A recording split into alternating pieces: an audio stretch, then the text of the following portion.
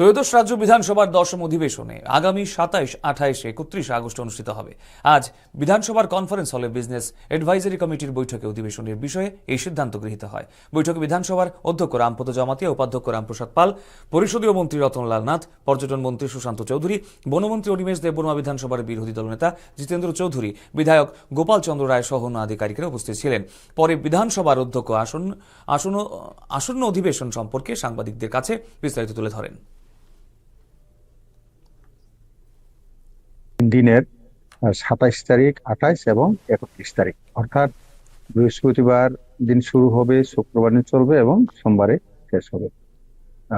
এটা বিশেষ করে অনেক সময় দেখা গেছে, কারণ প্রত্যেকটা সপ্তাহের বারে কতগুলো ডিপার্টমেন্ট পড়ে, এটা তার জন্য গুরুত্ব হিসাবে সবসময় আগে দেখা যেত যে শুক্রবার, সোমবার, মঙ্গলবার, বুধবার এরকম শেষ হইতো, বৃহস্পতিবার এটা পড়তো না, ওইখানে গুরুত্বপূর্ণ।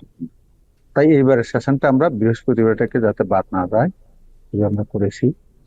তো এটার জন্য আবার বলা হয়েছে আগামীবারও আমরা যাতে প্রত্যেক সপ্তাহে যে আছে 5টা দিন, নেক্সট এর মধ্যে এটা যাতে পরে এইভাবে আমরা আবার করবো।